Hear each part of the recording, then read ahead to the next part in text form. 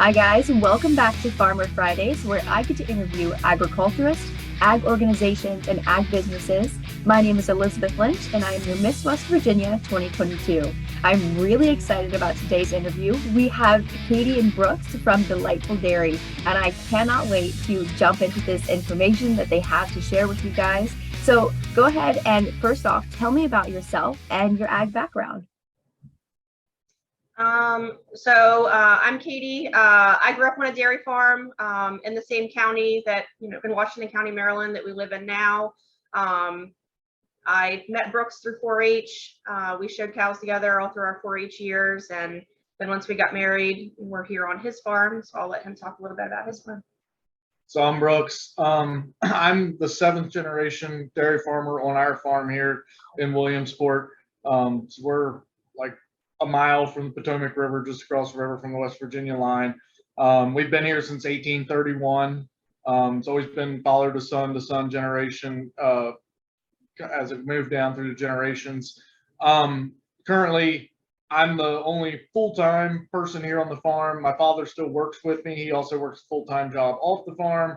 And then we do have 2 children as well. We have 2 teenagers, a 15-year-old and a 16-year-old. That a boy and a girl, and our daughter helps around the farm a good bit. Our son helps out here at the store and stuff, not so much on the farm side, but he does help on the store side. But it's always been kind of a dairy operation. We've been commercially shipping milk as long as that's really been a thing. Started out shipping it in milk cans to the local dairy and stuff like that. We've been members of Maryland and Virginia milk producers for almost 60 years. As we transitioned into processing our own, we still are a member of Maryland, Virginia, and we still ship about half of our milk production to Maryland and Virginia while using half of our milk production here for our own processing use at our store. That's phenomenal. I'm so excited to hear more about this. So you talked a little bit already about the history. Can you tell me some of the products that are sold at your store? And then do you guys host any sort of events? Go ahead and take some time to really brag about what you guys do, because it's phenomenal. So here at Deliteful Dairy, like you said, we use all the milk. The only milk that comes here is our milk from our cows. We bottle that in whole milk, chocolate milk. Some other flavors we have are cookies and cream, strawberry. We do some seasonal flavors throughout the year. Right now we have pumpkin spice. We've done mocha, chocolate peanut butter, and then we do a really, really good eggnog if you like eggnog. We also do a skim milk. So we separate the skim and the cream. So we have heavy cream and skim.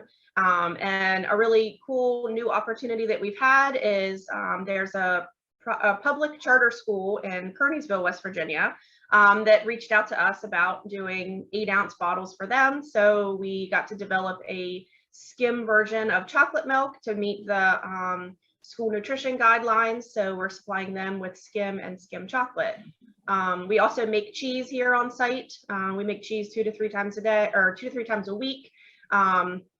Anywhere from cheddar that's aged to fresh cheddar cheese curds, and we make a variety of other cheeses from Swiss and feta and Havarti, Jack. So a little bit of everything. Yes. That's awesome. And I was on your all's Facebook page the other day. Of course, I saw what you're doing in Kearneysville. That's so exciting. It's a huge opportunity, not just for you guys, but for the children in West Virginia too. That I love that. I also saw that you guys had ice cream. Do you guys make your own ice cream there? We make a soft serve mix that we use here at the store. We don't make any hard churned ice cream, just the mix for the soft serve machine. That's amazing. So excited. I cannot wait to come and visit. I love dairy products. I have a problem. I love too much cheese. That's my biggest problem. So do you guys host any events on your property or anything like that? Yeah, so we do, like through the store itself, we do 2 big events each year. We have Milk Fest in June, which falls right around our anniversary of opening the store. So that's like the 3rd Saturday in June each year. We have vendors. We do deep fried cheese curds that day. We do hay rides, farm tours, all of that stuff. And then in the fall, we do the Fall Fest in October, the 3rd Saturday in October, which is coming up here on October 15th. Right. And we do a similar thing. We have bands. We do free hay rides back to the farm with the farm tours. We have, I think, like 30 some vendors signed up this year. We have three food trucks coming. So our Fall Fest has been a pretty big thing. This will be our 4th year. Since we opened up, we've been doing it every year, and it's been growing to be a pretty big thing. So we enjoy those events, and then we also do school tours and stuff throughout the year. We've had homeschool groups, we've had public schools. We're getting ready to do a tour in a couple weeks for Spring Mills High School. Special education group is coming to do a tour. So we're open to all of those private tours, and then we also even do birthday party packages and stuff on our back patio and stuff like that. So we have a lot of opportunities for people to use the facilities. I'm about to drop a hint to my family for my next birthday. It's happening. So for my followers at home who are, of course, interested in your products and interested in these events, can they follow you on Facebook to get this information? Yeah, Facebook's our most active way of doing. I'm pretty active on that, Facebook and Instagram. Okay, perfect. We're picking up on the TikTok thing. We're trying to do a good bit of TikTok stuff. Me too. I get it. It's a little harder. Like, it's a little easier to promote locally with Facebook and stuff. TikTok is such a broad, but our one employee is really good with that type of stuff. So we enjoy doing the video stuff with that. We do have a website. We're working on upgrading that a little bit and keeping it. It's just hard to keep everything up to date and going with that. So our Facebook page is the easiest one to track and check in on, see new products and stuff like that. But we try to keep everything up to date everywhere. Awesome. So I'll actually have those links posted in this Farmer Friday video. So if people at home are interested, they can just go ahead and click right on that post. So that's going to be awesome. So now getting into a question that's a little bit more challenging, I guess. What do you think is the biggest challenge facing our dairy farmers in America today? Well, when we're looking at dairy farming and a broad spectrum, just in the idea of why we're doing what we're doing with Deliteful Dairy, a lot of that came down to struggling in the dairy industry as a whole, as a small farm. We typically milk 55, 60 cows. That's the size. We have 160 acres. That's what works well for our operation. We have older facilities. We're just not in a position to get a whole lot bigger. And in the way the dairy industry is right now, it's hard for small farms to compete in the market we're in. The dairy pricing fluctuates so much. It'll change $10 a 100 pounds over the course of a year, and it's so hard to budget for that. Right now, for the past 8-10 months, we've been seeing some of the highest milk prices we've ever had. But on the flip side of that, we're seeing the highest fertilizer prices we've ever had, the highest feed prices we've ever had, the highest fuel prices we've ever had. So it's always, every time you see like, oh, we're up here, but then everything else comes up, and a lot of times your margins don't end up being any better than they are. Right. So it came down to, we made the decision in 2016 that we were going to do this operation. It took almost 3 years before we had it up and running. That's how long it took to plan everything and get everything in order. But when we made that decision, it was pretty much coming down to, we were going to have to try this operation. Well, as I said back then, I said we either had to get bigger, get creative, or get out. And getting bigger wasn't really an option with how we are. So, and I really didn't want to get out. We're both young enough. Like the dairy is all we know. It's all I've known my whole life. It's what I want to do. So we decided to go the get creative route. This is actually something I've always wanted to do in the back of my mind since I was in high school. I had this name picked out for this operation when I was still in high school. Awesome. The name of our farm is Long Delight Farm. So the Deliteful Dairy, and the Delight was spelled D-E-L-I-T-E. That's why the Deliteful Dairy is spelled the way it is. So this has always been something I wanted to do. It was just a matter of finding the right time.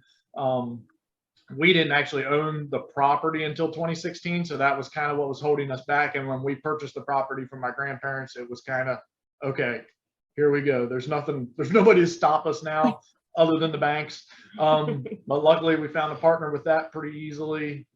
So it's been a whirlwind. And it's definitely not something every dairy farmer wants to or could do. It's a lot. But just getting back to the dairy industry in general, is that's the issues we run into. You've got a lot of very large dairy operations in the country that can take advantage of the size and scale and stuff like that. And when you get over here to the East Coast and the Pennsylvania, Maryland, West Virginia, Virginia area, we're just not set up for that size of operations. However, we have the people. There's more people on the East Coast, so we have the ability to do the direct marketing as opposed to out in Arizona or Idaho, where they have thousands of cow operations, but they don't have the people. So that milk has to be trucked hundreds of miles to really get to the people. We have the people. So that's our advantage, even though we can't compete on the size. I think a lot of people don't fully understand what actually goes on in the dairy industry, which is why I'm doing these interviews, to try to get this information out there and get people to understand, what is actually happening. So you got your farm in 2016, and then 4 years later, we fell into a global pandemic. Did that affect your farm at all? I mean, it's the farm side, other than, just the backlash we're having right now with just prices of everything. That's where COVID kind of came into the farm. At the store, at Deliteful Dairy, we just weren't prepared at all for that. We had been open. I don't think anyone was. Yeah, we were open less than a year. And there was no milk on the store shelves. And, we were just posting on Facebook like, hey, we've got milk on our shelves. And, we were struggling just trying to keep milk on our shelves. And so we kind of went into this like mad rush of like, oh my gosh, we have to be able to get more milk faster. So we kind of like jumped the gun and like got some more equipment installed and everything to try to help with that supply here at the store, which, has helped us in the long run to be where we are now. Had COVID not happened, we wouldn't be customer wise where we are, or, wholesale wise.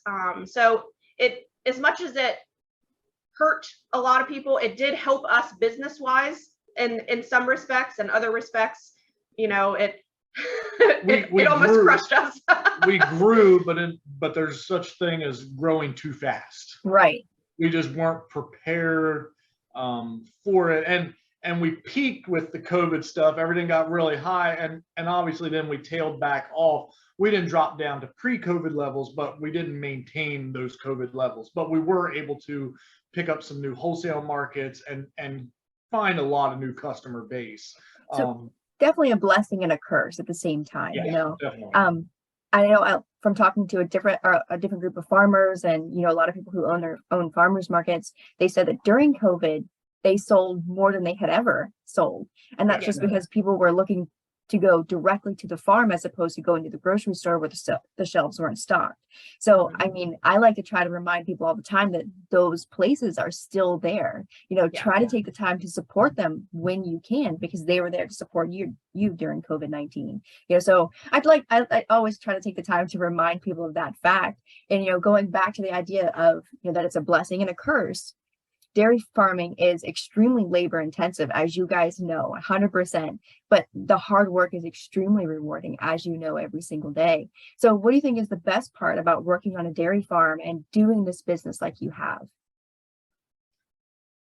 I mean, for me, it's just, in a way, it's the same thing every day, but in a way, it's a different thing every day. Yes, we're milking cows every day. I'm doing it twice a day, every day. But it's constantly changing with the seasons. Last week I was working up the ground and planting small grain for fall pasture and harvest and going into spring. And then in the spring I start making hay, and then I'm making hay, and it's constantly changing. The winter, it's just trying not to freeze to death and keep all the water flowing and all of that. It's just, and being outside and the cows. I mean, some days I hate the cows, but most days I love the cows. So it's just a joy to work with them. It's a joy to be my own boss, set my own schedule, so to speak. It's really all I've ever known. So yeah, if there's a better way of life out there, I don't know, because I've never had it, but I'm pretty content with the one I have. And I was blessed to be able to marry a fellow dairy farmer who understood the lifestyle, and it can be a struggle for a dairy farmer to marry a city girl that doesn't understand the lifestyle, and it can cause a lot of friction in the household. So she doesn't want to milk cows, but she understands that I do have to, so it works. Well, that's perfect. It's always nice to find somebody that you're compatible with and that supports your dream and wants to help you with that. So you guys work really well together, both being a huge part of the agricultural industry.